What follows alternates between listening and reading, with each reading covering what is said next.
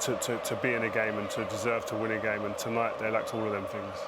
Yeah, you can look at certain positives, can't you? There's not very many at all, but it's the first game. There's still a long way to go in this group. You still fancy Liverpool to qualify out of it. But based on what we've seen this season, it's simply not good enough for Liverpool Football Club. Last season was brilliant. OK, they probably didn't win the amount of trophies they deserved. The season before that was one to forget. I just hope that this isn't another season that's shaping up to be one to forget. They're out of nothing yet. They've still, they've still got a chance in everything. But this continues, and it could be a long season. Look, we've got the touchscreen ready, and after the break, we'll be on the touchscreen, and we'll go deep into exactly what the issues were this evening. I think the question Liverpool fans are asking is, how does Jurgen Klopp solve this problem? How do we unpick the issues that we've suddenly found ourselves in? Well, I think it's getting on the training park and trying to right the wrongs. I mean, we'll talk about it on the touchscreen, but there was a few players there. When you think of Liverpool, you should never ever question the desire or the commitment, and that was one thing that Jurgen Klopp will go in the dressing room and he'll pick a few players apart there, and quite rightly so. And it is just about getting the confidence up. The Liverpool haven't started confidence this year. They look a bit laboured, they look a bit lethargic. They're not doing the fluency that we've seen Liverpool in the past. And look, for all of Liverpool's fault, Napoli were very, very good and he made it. But Napoli, the Liverpool do to teams what we see Napoli do. And Jurgen's got a bit of work to do. I think a big issue for Liverpool at this moment in time is that too many of their big star players that they've relied on in recent years are not nowhere near the levels that they've produced, and we've become accustomed to seeing Salah's not at the levels where he was before in terms of output. Virgil van Dijk the same. Fabinho even looks a little bit off it, and you can go through the whole team. Trent, the two fullbacks look off it in terms of that. I think the goalkeeper, Luis Diaz, has shown good glimpses, but when you're a manager, you look at your team and go, well, normally I can rely on 3 or 4 of them big names to produce performances. He's not getting that at the moment.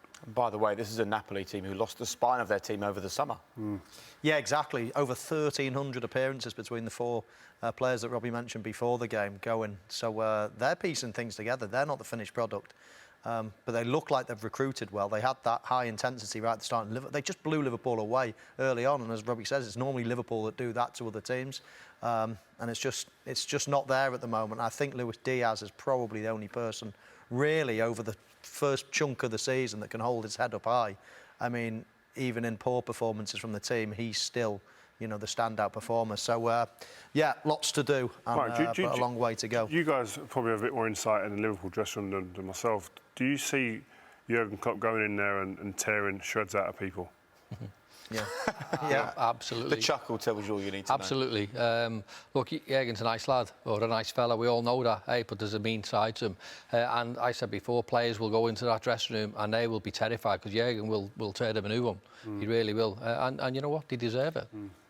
He'll wish he had the strength and depth right now, won't he? Those injuries are a problem for him. He can't make too many changes. No, he can't. But do you know what, Jake? It's a familiar pattern in a way. Whenever Liverpool have got game weekends and no midweek games, it seems like there's a lot of problems, a lot of injuries in training. Happened a while ago as well. I think Liverpool are at the best when they're playing 2 games a week. When they're just recovering and playing agagen, recovering. Well, that's what they got now. They got Wolves at the week, and then they got Ajax. I think that they get into a rhythm like that. I think when they play once a week, I'm not sure. I know 1 or 2 members of staff have been let go as well from the sports science side. There's been an awful lot of injuries on the training ground, almost self-inflicted. So that's something they've obviously got to get right. But as I say, it's 2 games a week from now, and I think Liverpool probably suit that. I think what they've got to do is they've got to get around each other and build that team togetherness that they became really successful on. You can't do nothing without a togetherness, and at the moment it looks like I'm playing for me and I'm playing for me. They need to be a unit, get back to basics, what they were good at. Can I ask you a question? Defensively in Europe, right, so we know the way Liverpool play, and they are an offensive team and they want to go forward, they want to score goals, but when you're playing away in Europe in a tight ground, where the atmosphere is really against you, you shut up shop. Make sure you're hard to beat. You don't have to score goals in the first 5 minutes. You want to be defensively solid, work your way into the game, and then obviously see how the game pans out. Liverpool are not doing that. They want to try and win the game in the first 5 minutes, and they get caught out. Yeah. And they've conceded a lot of early goals this season, and because they've gone into the game, we spoke to Klopp before a game at Anfield recently, and he mentioned taking that lethargic attitude from the warm-up into the first early part of the game, and they've done it again here. They got punished, and yeah, I agree with you. When you're a defender, especially the fullbacks in today's game are playmakers and they're high, but there are times when you've got to smell a game out and go, actually, let's just sit and wait. But then you might need a Gomez or a Van Dijk to be dictating that as well and say, listen, you stay in there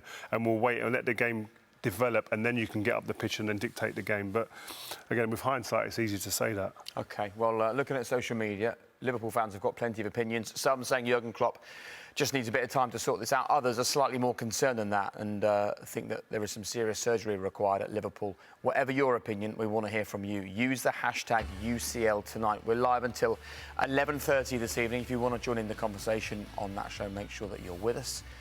UCL Tonight is the hashtag. We'll also look at all the other games from this evening. We'll show you every goal from across the Champions League tonight before we get into our chats. We've also got plenty more football still to come from Europe this week. Of course, we're also the home of the Europa League and the Europa Conference League, so you can see Arsenal. They've got an early kick-off, 5:15 against Zurich tomorrow. Manchester United are also at home. We've got Hearts in action, West Ham, Shamrock Rovers as well in the Europa Conference League. So there's so much football over the next 24 hours for you, and of course a busy weekend here on BT Sport as well. But after the break, we're going to delve deep on what went wrong for Liverpool. We're going to ask, why is it going wrong? And we're going to hear from Jurgen Klopp, who's the man charged with turning it around. Stay where you are. We'll see you in a couple of minutes.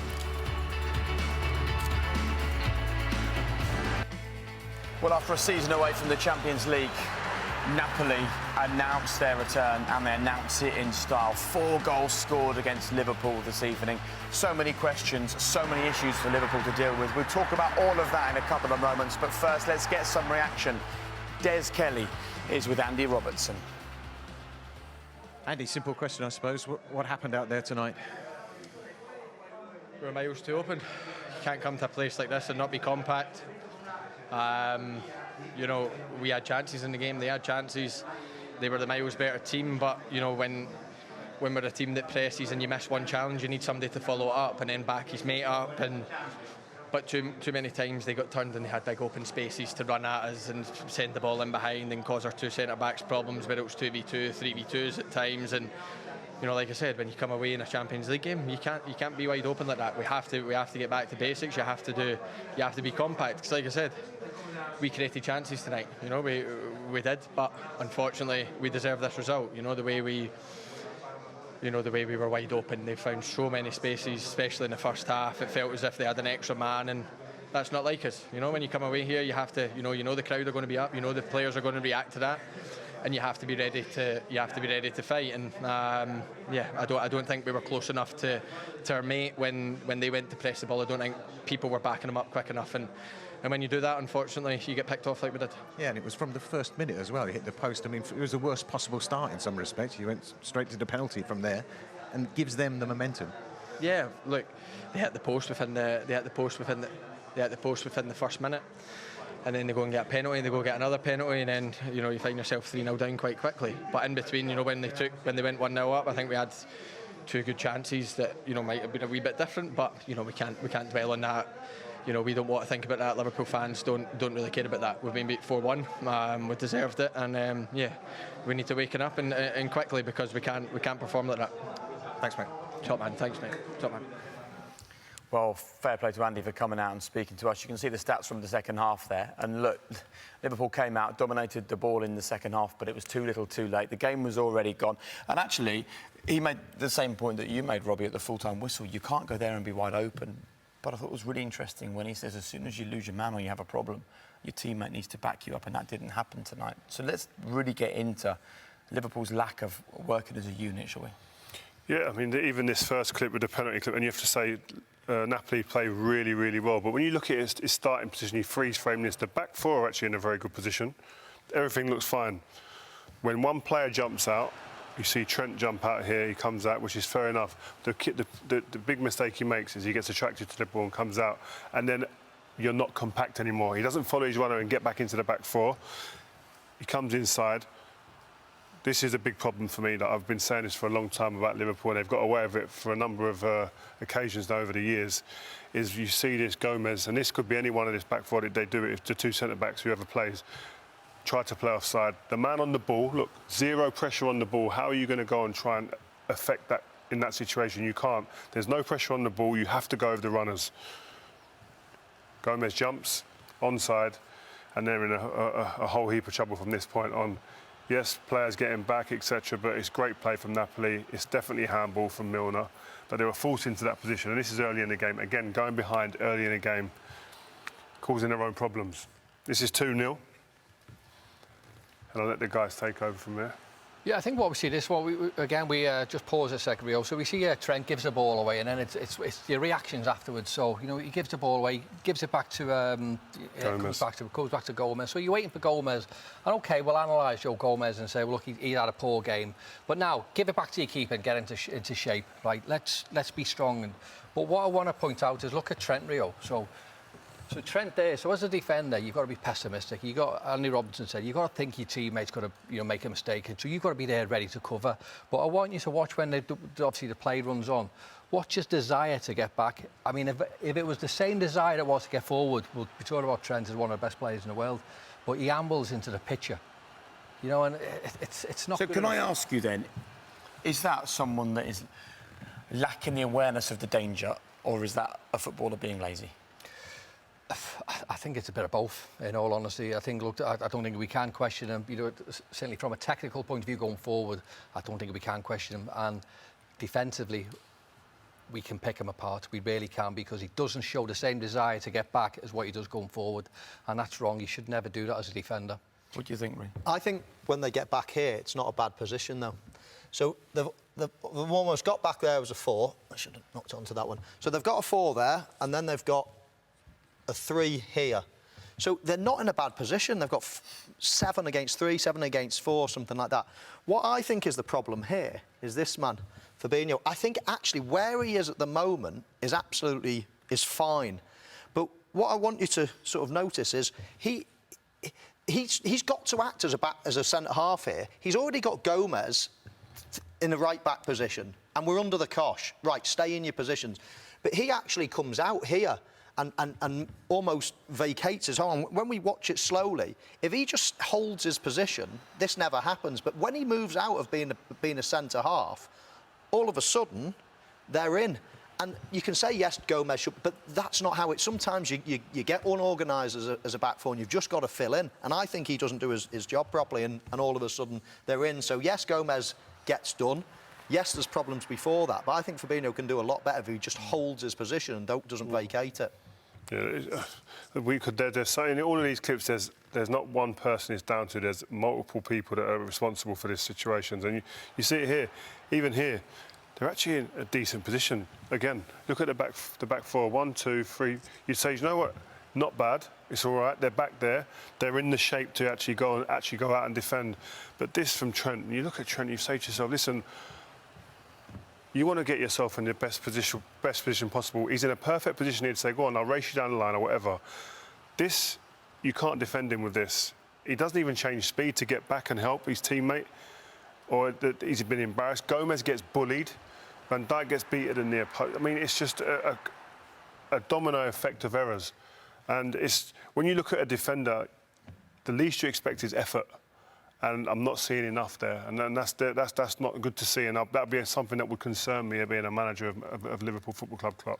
Just click on 4-0, Ray. I just want to have a look at the start of this clip actually, and this is a situation here where you can see Liverpool's formation. It's actually, you know, the 4-3-3 is as it is. But what we've got players out of position. So we've got James Milner in this situation here that's just filling in for Trent. Trent's trying to jog across, and they're trying to reorganise. And if we just forward it slightly, here we see the reorganisation here. And now all of a sudden, James can't actually leave that position until everybody's back in place. So now what you've got is James should be here, James Milner, and then it would be back to a 4-3-3. So what happens is Napoli get out quite easily into the position that Milner would normally be in. So that's fine, you can readjust, and it only means that they've squeezed up to the halfway line. But then what happens is what Rio's been saying. As soon as you have that, players not pressing the ball, you simply have to be ready for these types of runs, whoever it might be, even from that man. You've got to be ready for that. If there's no pressure on the ball, yes, you can have a high line, but your body shape has got to be ready to go back with them. And Do you know what, Mo, as well? Do Do you know what, as well, Mo? If you go back to that little bit there, sorry, I was going to jump in there with you because it's such an important point. When the ball does get to the feet of the man on the ball, that ball's coming. We can see that now. He's opened up. His body shape is perfect. This is early in the second half, and it goes down. Robbie said it off air. Concentration and being ready for the second half. Van Dijk, look at his body language. His body is not motioning to be able to give himself an opportunity to go back that way. He's not concerned with going that way. I know that Robbie. Again, it's Trent again. So Trent can see the danger. So as a defender, again, it's being pessimistic, thinking that, you know, it's the worst-case scenario. Trent can see what's happening, and still he lets him run off him. And, OK, he nearly gets back, he nearly tackles him, but his reactions are too slow from a defensive point of view. OK, he sprints back there, he shows the desire, the ball gets played across, he nearly gets there. And then, obviously, it's a little cheeky dinky-do, as Rio said. And at half-time, they would have been in that dressing room going, listen, we don't concede early, we get back into this game. And they go out and do the complete opposite, and that comes down to concentration. And listen, when you're trying to get back into games, yes, you've got to be compact, but yeah, you've got to take care of the little details. And too often today, they didn't do that. And of course, at the other end of the pitch, that's the defending we focused on. They were stuttering, weren't they, in attack as well? So that's the inquest so far here in the studio. What about, though, from Jurgen Klopp? Well, in a couple of moments when you come back, we will hear from Jurgen Klopp. He'll emerge from the dressing room. He'll speak to Des Kelly. And, well, I think when you saw the smile turn into a frown just there, that will probably be an indicator of what his mood is like. Stay where you are. Jurgen, next. Here's a chance for Napoli, deflected just wide. Given a penalty. Look how much Milner's arm is sticking out in there. Zielinski scores. It's the worst possible start for Liverpool on match day 1.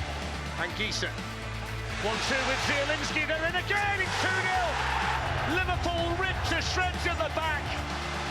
Liverpool can't defend it, 3-0. And Liverpool have been taken apart in the first half in Naples. Here's Simeone, and they come for another one, Alisson with a save, it's in! Liverpool really are getting embarrassed here right now. Liverpool beaten by 3 goals this evening in Naples. That equals their biggest ever defeat in the Champions League. Let's get some reaction right now. Here's that man, Jurgen Klopp, talking to our man, Des Kelly. Jurgen, a difficult night, a bruising night. How do you assess that setback? Yeah, really tough to take. I would say not that difficult to explain when you saw the game. And to start with the 2 penalties. Okay, so first and foremost, Napoli played a really good game, and we didn't. That is the first explanation for the defeat. The 2 penalties we concede is for sure one, but both a little bit unlucky, but well, maybe penalties, at least you can give them. Only 1 goes in. Then the next 2 goals we serve on the plate pretty much. That's not cool, and we should defend it better in the first place, but then of course in the last moment as well. And yeah, then 3-0 down, having kind of chances, never really in the game. We were not compact, neither defensively nor offensively, like together. Until Thiago entered the pitch, I can't remember one counter-pressing situation. The reason for that is because we are just too wide. We try to sort the situation by ourselves with a little dribbling here or there. Cannot really play together, are not connected. So it was everything obvious. Why it happened, that's now the question. That's really, I cannot answer it now. Give me a little bit time to think about it. It's a really tough cookie to take, but obviously I have to take it. It's quite difficult to recall a first half like that under your time. I mean, Yeah, we played bad first halves, unfortunately. But of course, usually we don't concede 3 goals. And with Alisson back in the goal, it's even if you have to be really bad that happens. But we were bad enough. So no, it's true.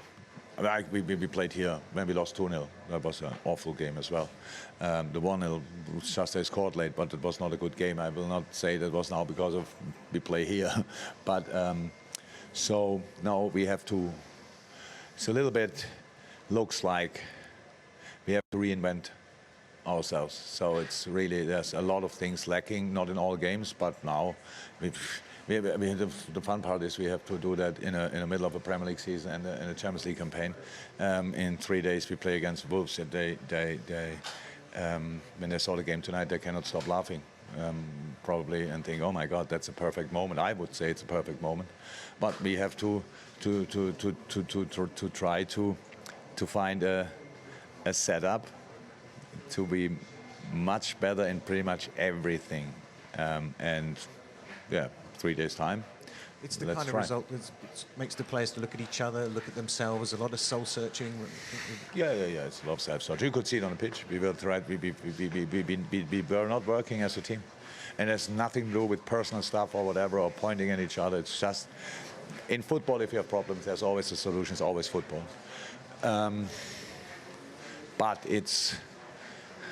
We don't play good enough, so that's clear. That's obvious. It's what everybody sees, and that's why I lose games. The opponents we have, we play in the strongest league in the world and have a pretty good Champions League group as well.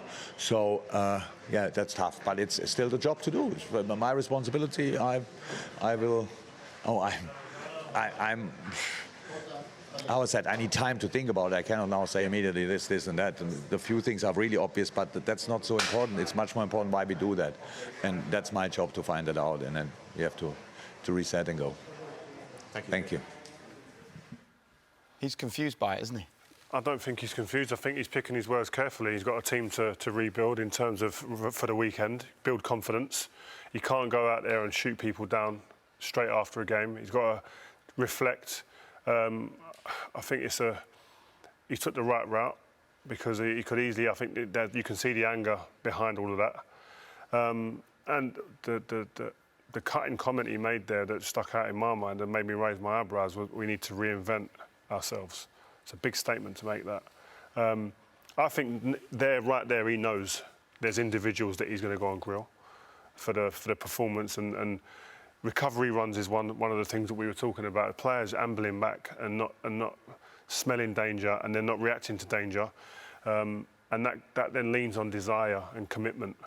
You can't have those things being questioned. And I don't think the way he sets his teams up, the way Klopp's teams have been successful for the last few years at Liverpool, is built on commitment. Is built on overrunning teams, overpowering teams, more sprints.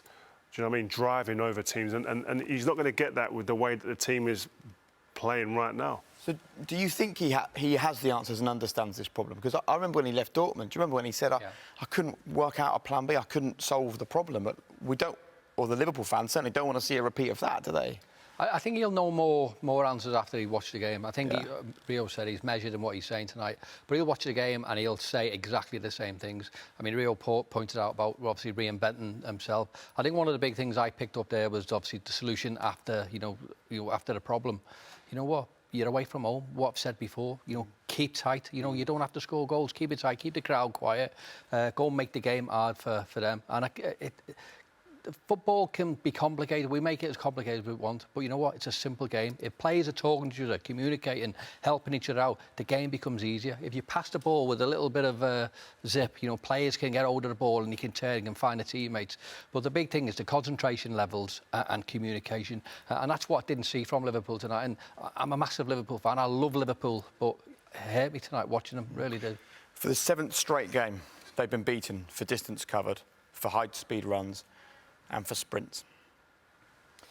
Yeah, it's something that we look at Liverpool and we always think that they out-sprint teams, outwork teams, because we see that high intensity that they've had over the years. Listen, we can all get carried away as well and think it's all going, all coming undone at the seams. It's not. I mean, Liverpool have been an unbelievable team for years and years and years. They only have to get back to what they've done 99% of the time. So I think he'll find the solution. I think he'll find it fast. I think there'll be changes in the next game, team-wise, selection-wise. But he'll eventually get there. He's too good a manager. They're too good a player. To finish up, though, none of us are sitting here saying they'd become bad players overnight or a bad team overnight.